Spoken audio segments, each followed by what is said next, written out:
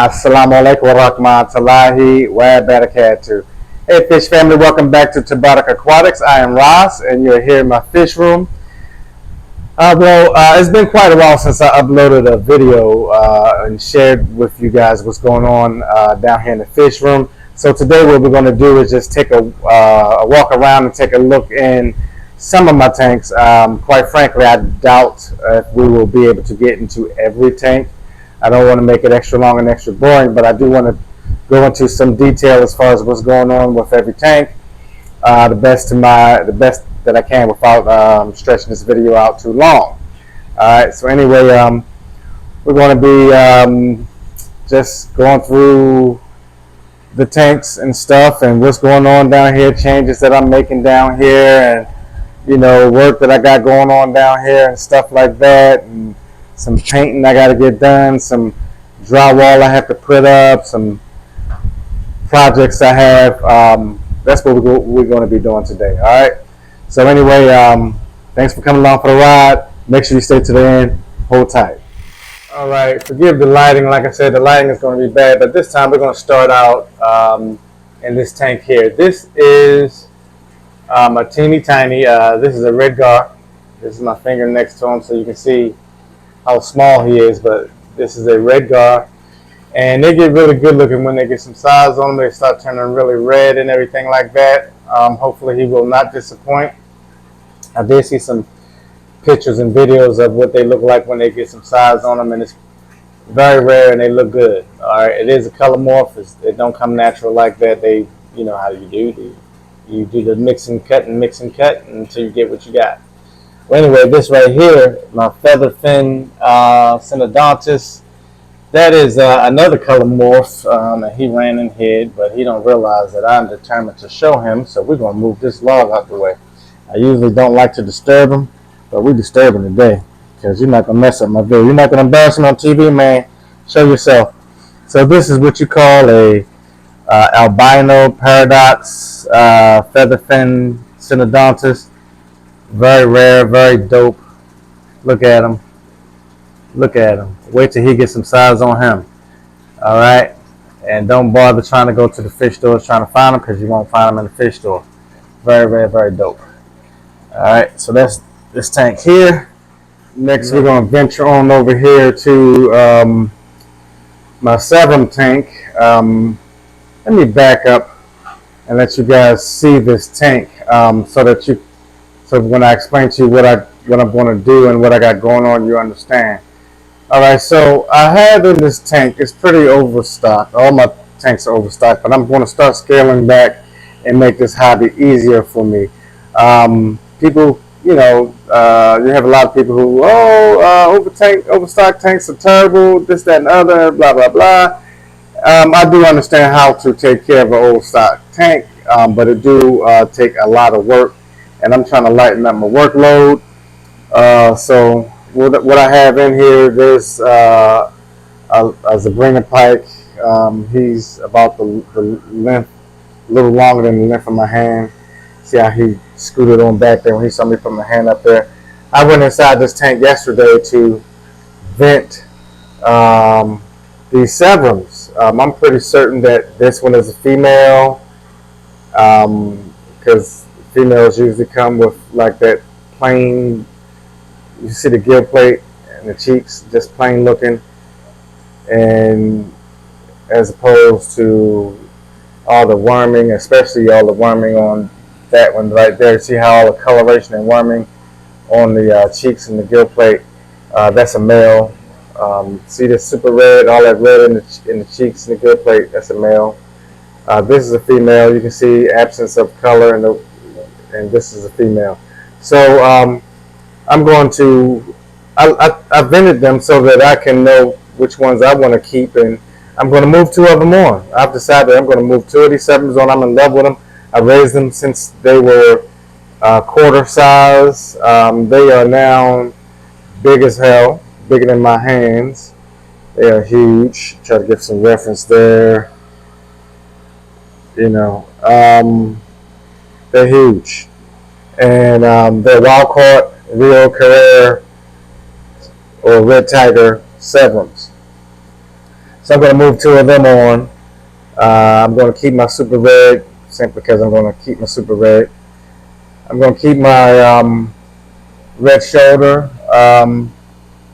just because I want to see how it manifests. I want to see this red shoulder reach its full potential. I think I might have to change some stuff up in this tank to help it bring out better colors in that red shoulder. I got these two thin bar silver dollars. I'm going to be doing something different with them. But anyway, these three geophagus. Where the other geophagus at? This one right here. These three geophagus. I'm gonna move them on to a buddy of mine, a good friend and a brother. So I'm gonna move them on. That'll clear some space. These true parrots are going to stay in here.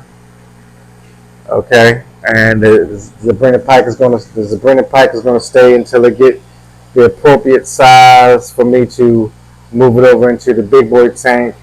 That big Zabrinda pike I have over there have killed multiple Zabrinda pikes, and you guys know these are too damn expensive to just have them kill each other off. I've lost a lot of these Zabrinda pikes through aggression, and that's between themselves. All right, and I would be remiss if I didn't do an update on this tank here. You guys know the characters, the usual suspects. Female jaguar, big silver arowana. Oh yeah, this big silver arowana here. He's 3 feet. He's huge. He's big. It's like I didn't even realize he got that big. He stretches from one side to the other when he stretches out all the way across. He's actually he might be a little bit more than 3 feet. And here's my two silver arowanas. Two albino silver arowanas. And I was thinking about getting rid of him. As you see that one pass by, that one's 2 feet, and you can see that one, he's about a foot longer as you saw them pass by or cross paths. I was thinking about moving him because lately he's been chasing these two albinos around, the smaller ones. He's been chasing them around. He's been very aggressive towards them. Now, it looks like my plan backfired. The only reason why I chose to put crowd three arowanas in this tank is because I was under the impression that you need to have 3 arowanas in order to quell the aggression. But I don't know. Looked like it had a reverse effect. They need more space, obviously. That's why he's fighting for territory, because he needs more territory because he's getting big. And I need to go ahead and start construction on that 12-foot tank that I was telling you guys I want to build. Look how big he is. This is crazy. But I was thinking about selling this guy, and somebody wanted to buy him bad because I was going to let him go for really cheap. But then my good friend, good brother came over the other day and talked me out of it, and talked some sense into me. Really, there's my Freddie Starlaw, looking beautiful. Look how the colors are just awesome on this fish. But reminded me of the sentimental value behind this silver arowana. I had him for quite a while. I grew him out from a little teeny babe, from teeny tiny like that. And believe it or not, I bought him from Petco. So to take a little tiny, and you can see that overbite that he had, underbite rather, it adds character. But that underbite is a deformity that he likely got from being of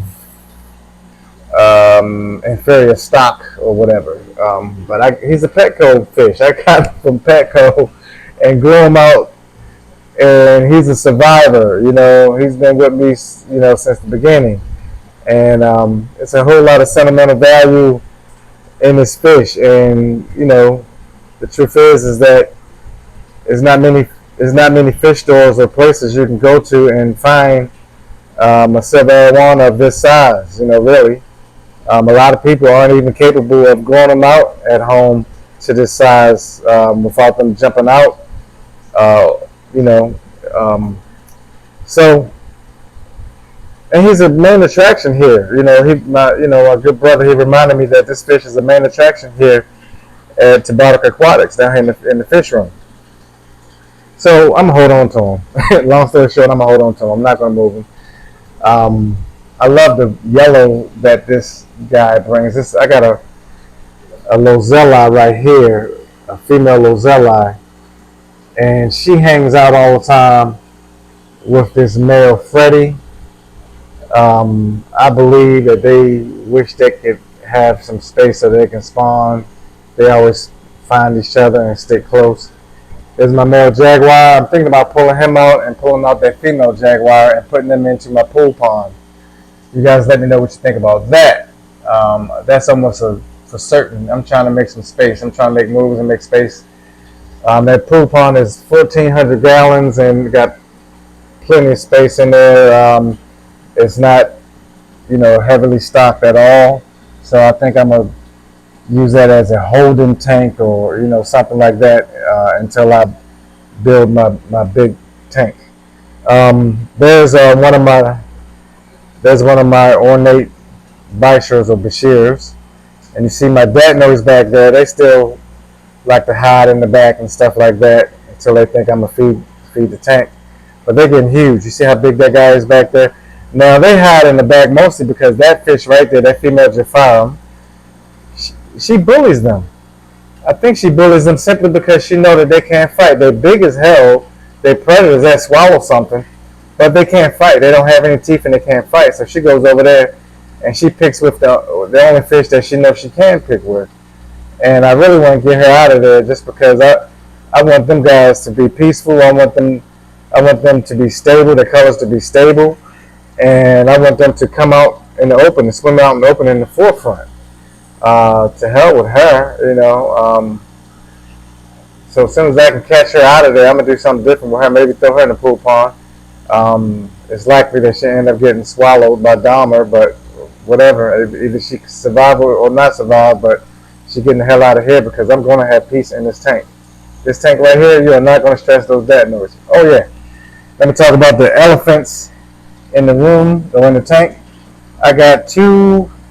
Look how big Pun and Heavy D has gotten.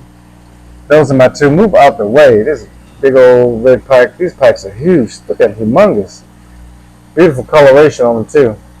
But anyway, look at that. Them phantom red tails are huge. They got big real fast.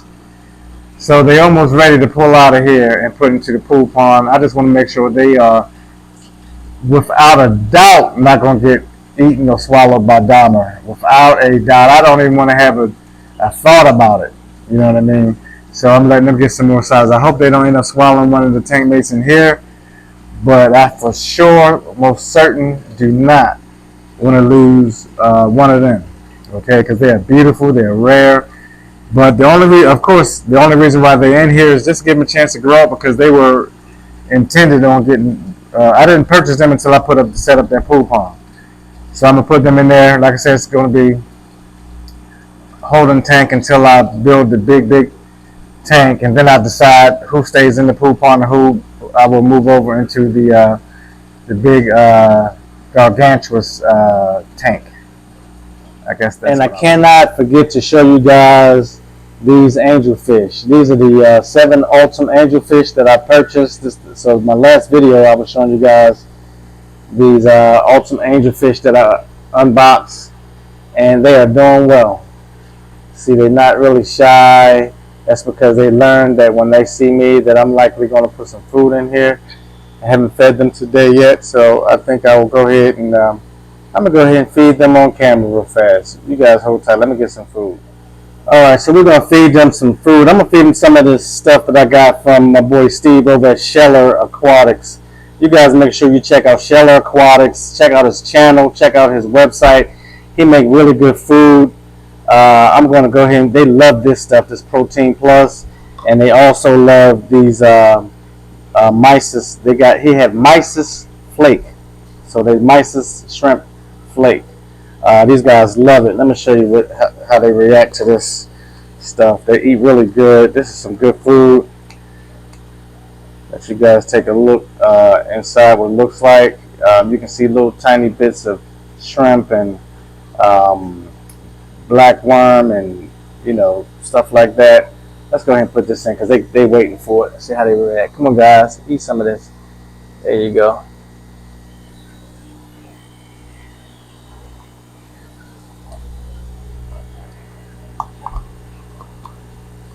So you see, they're looking forward. They going at it.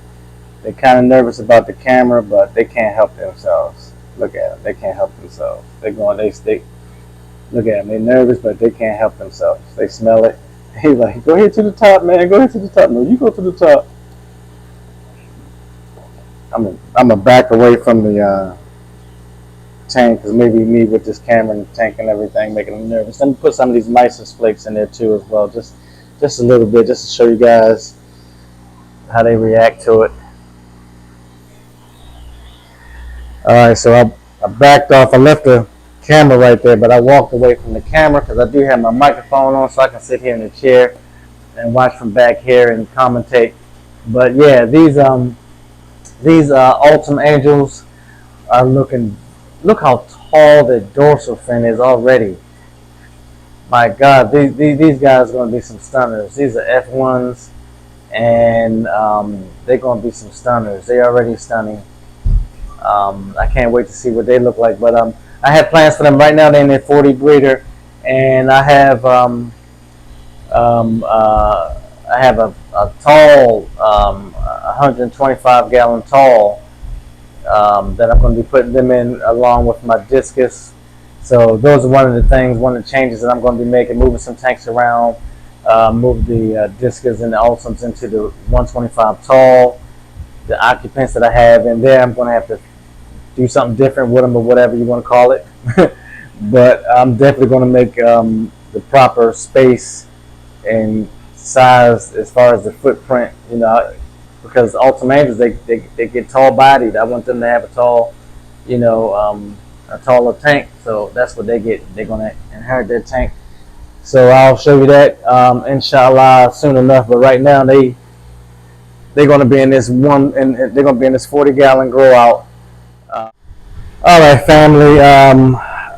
We're going to go ahead and stop this video right here. Like I said, I wasn't going to be able to get into all the tanks, just some of them, because like I told you, I was going to go ahead and go into detail about all the tanks and whatever I was going to show you, I was going to go into detail. So the next video, we're going to go into some more tanks and go into some more details, let you know everything that's going on down here.